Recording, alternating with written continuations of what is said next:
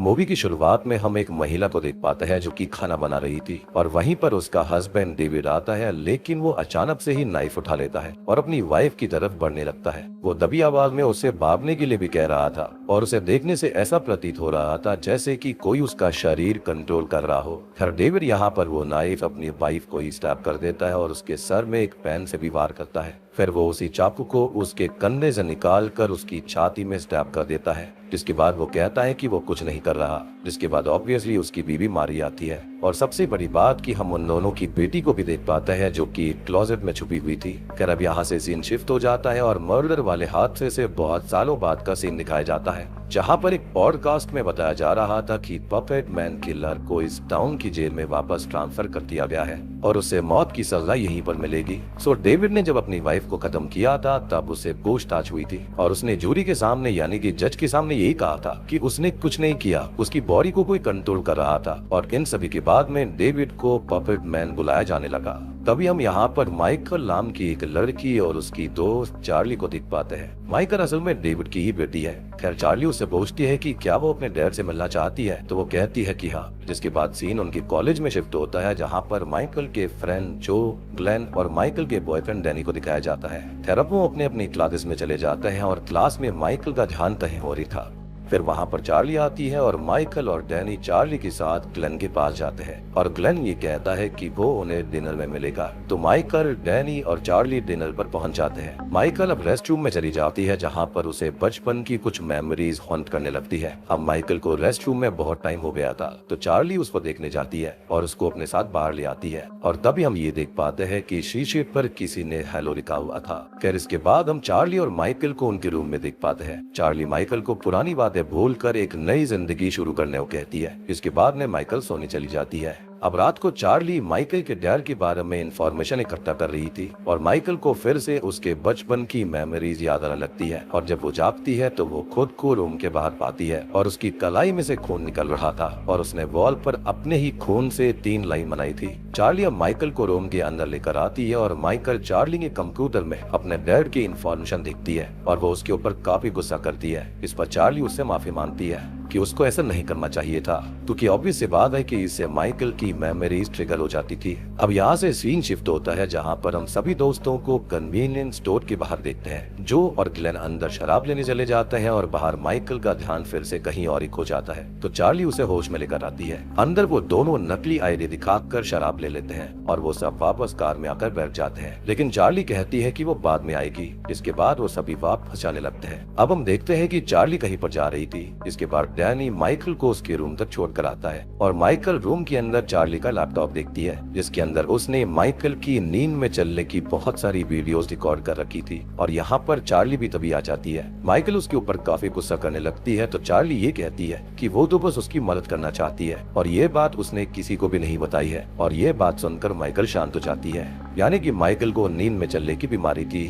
खैर इसके बाद में हम सभी को छत पर देखते हैं। वो सभी काफी एंजॉय कर रहे थे कि तभी ग्लेन माइकल की नींद में चलने वाली बात करता है और माइकल चार्ली पर गुस्सा करके वहाँ से जाने लगती है, लेकिन तभी चार्ली की बॉडी फ्रीज हो जाती है और चार्ली ये कहती है कि वो हिल नहीं पा रही, वो उल्टा चलने लगती है और शॉकिंगली वो छत से कूद जाती है, जिस वजह से वो खत्म हो जाती है। इसके बाद में एम्बुलेंस चार्ली की बॉडी को लेकर जाती है और पुलिस ऑफिसर माइकल से पूछताछ कर रही होती है। तो माइकल बताती है कि ये उसकी गलती है, क्योंकि जब माइकल ने चार्ली की आंखों में देखा था तो उसे ऐसा लग रहा था जैसे वो माइकल पर इन सब का ब्लेम लगा रही हो। खैर इसके बाद में माइकल दुखी होकर अपने रूम में आ जाती है, जहाँ पर उसकी रूम की विंडो पर ढेर सारी रेवन बर्ड आकर हिट करती है। This raven bird again. खैर इन सबसे माइकल बहुत ही ज्यादा टूट चुकी थी और शॉक हो गई थी। खैर तभी हम ग्लेन, जो और डैनी को डिनर पर बैठा हुआ देख पाते हैं। इसके बाद में जो तो अपने घर चली जाती है और ग्लेन डैनी को जाकर माइकल को देखने के लिए कहता है, क्योंकि माइकल कॉल पिक नहीं कर रही थी। तो डैनी माइकल के रूम के बाहर जाकर डोर नॉक करता है, लेकिन वो आंसर नहीं करती, तो डैनी बाहर ही बैठ जाता है। जिसके बाद में हम देखते हैं कि डैनी बाहर बैठा बैठा ही सो गया था और रात को उसको डोर ओपन होने की आवाज आती है, तो वो ये देखता है कि माइकल अपने रूम में ही नहीं है। तो वो उसको ढूंढते हुए छत पर जाता है, जहाँ पर वो नीचे गिरने ही वाली थी, लेकिन सही समय पर डैनी उसको बचा लेता है। लेकिन माइकल अभी भी नींद में ही थी, तो डैनी उसे जगाता है। फिर वो दोनों वापस आकर चार्ली के लैपटॉप में उसकी नींद में चलती हुई वीडियोस को देखते हैं, जिसके अंदर वो हमेशा 3 लाइन ही बनाया करती थी जब वो नींद में होती। अब माइकल डैनी को बताती है कि जब वो छोटी थी तब उसके डैड ने उसकी मॉम को मारा था। तब वो एक क्लोजेट के अंदर छुपी हुई थी और उसको उस वक्त ऐसी ही सेम 3 लाइन सिखाई दी थी जो कि लाइट की वजह से बनी थी, यानी कि उनकी शैडो की वजह से।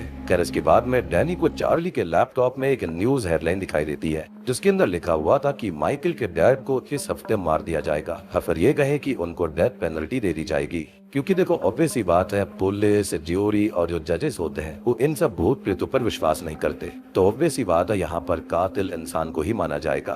खैर इसके बाद में वो दोनों सो जाते हैं और अगले दिन चार्ली की मॉम उसका सामान लेने आती है। वो बहुत ही ज्यादा दुखी थी कि उनकी बेटी बेचारी कदमों पे। खैर तभी चार्ली के मोबाइल पर एक कॉल आता है जो कि एक लेडी ने किया था और वो कॉल उसने माइकल के लिए करी थी। फिर तभी हम डैनी को देखते हैं और डैरी जो और क्लेन को लेकर माइकल के साथ एक साइकिल के पास जाता है जिसका नाम रूबी था। वो कॉल माइकल को रूबी ने ही किया था और चार्ली इस दिन रूबी के पास ही गई थी, यानी कि जब उसने सबको ये कहा था कि वो जाए वो थोड़ी देर में आएगी तो वो रूबी के पास ही गई थी। अब रूबी उन सबको अंदर बुलाती है, वो एक रिचुअल करने के लिए कहती है। माइकल दूसरे रूम में बुक्स चेक कर रही होती है और रूबी ग्लेन, जो और डैनी को बताती है कि चार्ली को डर लग रहा था और वो इसलिए उसके पास आई थी और वो माइकल से डर रही थी। वहाँ पर माइकल को एक किताब भी मिलती है जिसके ऊपर सेम वैसी ही 3 लाइन्स बनी थी जो कि वो हमेशा नींद में बनाया करती। खैर रूबी माइकल को बुलाती है और रिचुअल करती है और उसकी मॉम से बात करने की कोशिश करती है और रूबी अपने आप कुछ लिखने लगती है। वो बहुत डर जाती है और कुछ नहीं बताती कि उस पेपर पर क्या लिखा है,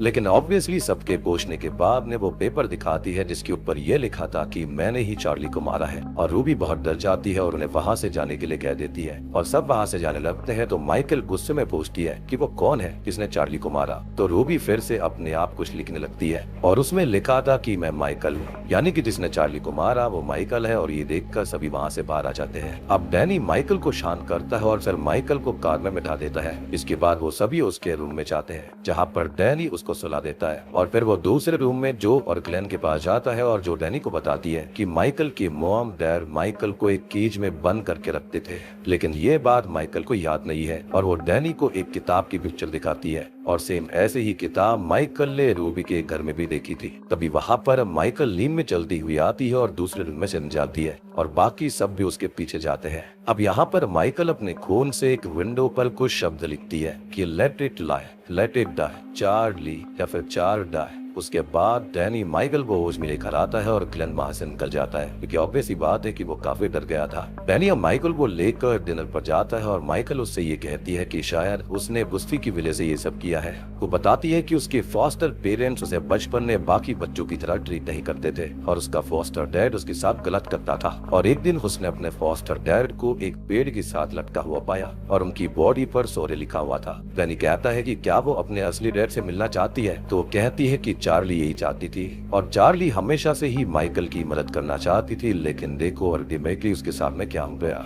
अब इसके बाद हम जो को देखते हैं जो कि रूबी से वही किताब लेती है और रूबी जो से ये कहती है कि इस किताब के बाद में माइकल को नहीं पता चलना चाहिए। वो ग्लेन को लाइब्रेरी में आने के लिए कहती है, लेकिन वो जो को इग्नोर कर देता है। जो लाइब्रेरी में जाकर वो किताब पढ़ने लगती है जिसका नाम द कल्ट ऑफ डोरोज होता है और उसके अंदर एक पावरफुल एंटिटी के बारे में लिखा हुआ था। अब जो वहाँ पर स्मोक करने लगती है और रूबी को कॉल करती है। तभी अचानक से जो फ्रीज हो जाती है और एक पेन से खुद को स्टैब करने लगती है और अब होता यह है कि जो की सिगरेट की वजह से वहाँ आग लग जाती है। खैर दूसरी तरफ ग्लेन भी फ्रीज हो जाता है और वह रॉड में ढेर सारा वेट फिट कर देता है और उठाने लगता है। दूसरी तरफ कोई इनविजिबल फोर्स जो को आग की तरफ पुश करती है और जो का फेस पूरी तरह जल जाता है और वो मारी जाती है और ग्लेन भी वो रॉड अपनी नेक पर फेंक लेता है और वो भी खत्म हो जाता है। यानी कि शायद से जो भी इस एंटिटी के बारे में पता करने की कोशिश कर रहा था वो उसको खत्म कर रही थी, या फिर बात इससे और भी ज्यादा गहरी है तो ऑब्वियसली इसके बारे में तो हमको पता चल ही जाएगा। खैर फिर सीन माइकल पर शिफ्ट होता है और हम उसके बचपन की मेमोरीज को देख पाते हैं। हमें ये दिखाया जाता है कि माइकल का जो डैड था ना वो उस किताब की पूजा किया करता था। अब यहाँ माइकल को भी ये बात याद आ जाती है कि उसके डैड उसे केज में बंद करके रखते थे, लेकिन फिर भी माइकल अपने डैड से मिलने जाती है और पूछती है कि वो उसको केज में क्यों बंद रखते थे और उसने मॉम को क्यों मारा। तो वो बताता है कि माइकल ने अपनी मॉम को मारा था। वो बताता है कि माइकल ने उसके दिमाग में ये बोला था कि वो उसकी माँ को खत्म कर दे और यहाँ पर वो सब कुछ सच बताता है। असल में वो उस एंटिटी को उसकी मॉम के जरिए दुनिया में लाना चाहते थे, लेकिन उस एंटिटी ने माइकल को चुन लिया और वो एंटिटी माइकल के गुस्से और बुराई को खुद के लिए यूज करेगी, यानी कि उस किताब की पूजा करने की वजह से यह हुआ था। वो ये कहता है कि ये एंटिटी असल में एक ट्रिकस्टर है, बहुत ही ज्यादा खतरनाक है और इसने उसको और उसकी मॉम को ट्रिक किया था और अब ये माइकल को भी ट्रिक करेगी। वो कहता है कि माइकल एक मॉन्स्टर है और जिससे भी वो प्यार करती है या फिर जो भी उसके करीब होगा वो सब मारे जाएंगे और यही रीजन था कि उसके दोस्त मारे गए थे, उसकी मॉम भी मारी गई थी। ये बातें सुनकर माइकल बाहर आ जाती है और डैनी माइकल को कार में बैठाकर वहाँ से ले जा रहा था और तभी डैनी को पुलिस स्टेशन से कॉल आती है और वो दोनों पुलिस स्टेशन चले जाते हैं, जहाँ पर डिटेक्टिव एल डैनी और माइकल से जो पर ग्लेन की मौतों के बारे में पूछताछ कर रहे होते हैं। लेकिन माइकल बिना कुछ बोले वहाँ से चली जाती है और डैनी को उससे दूर रहने को कहती है। अब माइकल आंखें बंद करके रोड क्रॉस करने लगती है, लेकिन वो ये देखती है कि सभी कार्स खुद पे खुद रुक चुकी है। सो ये एंटिटी एक टाइम पर कई लोगों को कंट्रोल कर सकती है और ये सोच से भी बहुत ही ज्यादा पावरफुल है। बेसिकली हर कीमत पर माइकल को बचा रही थी ताकि वो उसको ही अच्छे से पदस्थ कर ले और उसके जरिए बुरे काम करे। अब ये सब चीजें देखने के बाद में माइकल वहाँ से निकल जाती है और डैनी भी उसके पीछे चला जाता है क्योंकि वो नहीं जानता था कि इसके साथ में सीन क्या था। माइकल अब एक ब्रिज से कूदने वाली होती है और डैनी भी वहीं पहुंच जाता है और जैसे ही माइकल ब्रिज से कूदती है वो एंटिटी उसे वापस ऊपर फेंक देती है, यानी कि वो उसे खत्म नहीं होने दे सकती थी। उसने उसको काफी हद तक पदस्थ कर दिया था और डैनी जब ये सब देखता है तो उसे विश्वास ही नहीं होता। वो माइकल के पास जाता है और वो ये कहती है कि वो एंटिटी उसे मरने नहीं देगी। डैनी अब जल्दी से जल्दी माइकल को रूबी के पास लेकर जाता है और उसको सब कुछ बताता है तो रूबी डैनी से ये कहती है कि यहाँ पर वो कुछ नहीं कर सकती, कि जो बातें माइकल को पता है वो बातें उस एंटिटी को भी पता चल जाएंगी। रूबी अब डैनी को उनके पैसे वापस कर देती है और ये कहती है कि वो उनकी कोई मदद नहीं करेगी,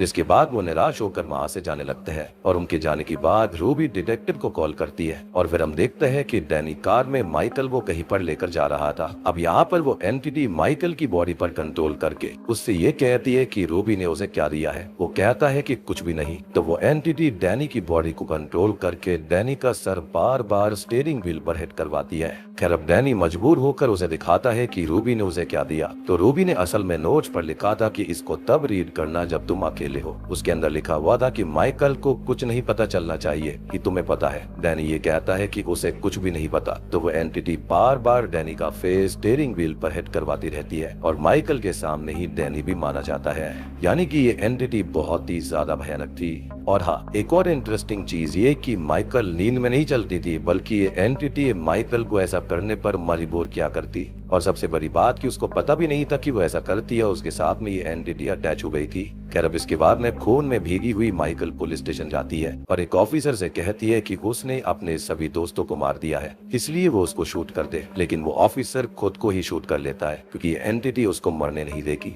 वहाँ पर और भी ऑफिसर्स आते हैं, लेकिन वो भी एक दूसरे को ही शूट कर देते हैं। तभी पीछे से डिटेक्टिव एल माइकल को ट्रैंकुलाइजर से शूट करता है, यानी कि उसको बेहोश कर देता है और माइकल को रूबी के पास लेकर जाता है। रूबी बताती है कि माइकल को मारा नहीं जा सकता। वो बताती है कि उसके पेरेंट्स ने बहुत टाइम पहले एक रिचुअल किया था जिसके अंदर उन्होंने माइकल को एक ऐसी एंटिटी जिसका नाम डोलोस है उसके लिए सब्स्टिट्यूट की तरह इस्तेमाल किया। वो ये बताती है कि इस एंटिटी के पास में माइंड कंट्रोल करने की शक्तियां हैं जो कि सोच से भी ज्यादा पावरफुल है, सोच से बिल्कुल परे है। डिटेक्टिव इन बातों पर यकीन नहीं कर पा रहा था, तो रूबी कहती है कि इस दुनिया में बहुत सी ऐसी चीजें हैं जिन पर यकीन करना मुश्किल है, लेकिन यकीन ना करने से उनकी एग्जिस्टेंस पर कोई फर्क नहीं पड़ता। और यही बात मैं हमेशा सभी ऑडियंस से कहता हूँ। जो लोग ये बोलते हैं ना कि ऐसा कुछ भी नहीं होता, तो उनके मानने से ऐसा कुछ भी नहीं हो जाएगा। जो चीज एग्जिस्ट करती है वो हमेशा करेगी, क्योंकि वो उनसे पहले भी थी और उनके बाद भी रहेगी। तो यहाँ पर अब डिटेक्टिव एल ये कहता है कि अगर ये एंटिटी सच में है तो उसे खत्म कैसे किया जाए। तो रूबी बताती है कि 1955 में एक साइकिक ने इस एंटिटी को एक औरत की बॉडी में ट्रांसफर किया था और वो औरत 2 साल कोमा में थी और कोमा में ही खत्म हो गई, जिसके साथ वो एंटिटी भी नर्क में वापस चली गई थी और उनको एक नया होस्ट चाहिए होगा जिसके जरिए इस एंटिटी को कैद किया जाएगा और उसके जरिए ही उसे वापस भेजा जा सकता है। यानी कि इसे खत्म नहीं कर सकते, लेकिन उसको वापस भेज सकते हैं या फिर कैद कर सकते हैं। अब तभी रूबी को एक आइडिया आता है और वो ये कहती है कि वो माइकल से ही पूछेंगी कि अब क्या किया जाए। तो माइकल के हाथ में एक पेन पकड़ाकर उससे ये पूछती है कि क्या करें। तो वो अपने आप ही लिखने लगती है। उसने लिखा था कि ट्रिकस्टर को ट्रिक करो और ये एंटिटी मेरे डैड को चाहिए थी, तो उन्हें ही ये एंटिटी दे दो क्योंकि उनको सजा भी तो मिलने वाली है। तो तभी डिटेक्टिव एल माइकल को बेहोश करके कार में डाल देता है और रूबी और एल जेल में माइकल के रैन के पास जाने लगते हैं। यहाँ पर डिटेक्टिव ने पुलिस स्टेशन की सीसीटीवी फुटेजेस भी देख ली थी और अब उसको भी इन सब पर यकीन हो गया था। अब इसके बाद रूबी और माइकल जेल में जाते हैं और अकेली माइकल अपने डैड से मिलने जाती है। वो अपने डैड से कहती है कि अभी वो एंटिटी सोई हुई है और वो इसको उससे ले ले, और उसका डैड भी ऐसा ही करता है क्योंकि वो भी जानता था कि उसकी गलती है। फिर हम देखते हैं कि उसके डैड को लीथल इंजेक्शन से डेथ पेनल्टी दी जाने वाली है और जैसे ही डॉक्टर इंजेक्शन इंजेक्ट करने लगता है वैसे ही वो फ्रीज हो जाता है और माइकल का डैड उस डॉक्टर वो ये कहता है कि वो सबको मार दे। लेकिन तभी माइकल का डैड ये नोटिस करता है कि डॉक्टर ने वो इंजेक्शन इंजेक्ट कर दिया है और वो मारा जाता है। इसके बाद में रूबी माइकल को ये कहती है कि अब सब कुछ ठीक है और सब कुछ खत्म हो गया है। लेकिन तभी हम माइकल को क्रीपी वे में स्माइल करता हुआ देख पाते हैं। इसी के साथ में ये मूवी यहीं पर खत्म हो जाती है। सो देखो, मूवी की एंडिंग में उस एंटिटी ने ये साबित कर दिया कि उसे द ट्रिकस्टर क्यों बुलाया जाता है। उसने माइकल, रूबी और यहाँ तक कि माइकल के डैड को भी ट्रिक कर दिया कि वो एंटिटी अब माइकल के डैड के अंदर है, लेकिन उसने कभी भी माइकल की बॉडी छोड़ी ही नहीं थी। इसका मतलब अभी बहुत से लोग मारे जाएंगे और सबसे पहले रूबी खत्म होगी क्योंकि रूबी की वजह से ही वो एंटिटी वापस हेल में जाती और आगे भी उसे रूबी से खतरा होने वाला था। इनफैक्ट मुझे लगता है कि डिटेक्टिव हेल भी यहाँ पर आगे नहीं बचेंगे। तो दोस्तों, ये थी द पबरमैन 2023 फिल्म की कहानी। उम्मीद करता हूँ कि आपको ये पसंद आई होगी। पसंद आई है तो वीडियो को लाइक कर देना, चैनल के ऊपर नए हैं तो सब्सक्राइब कर लीजिए।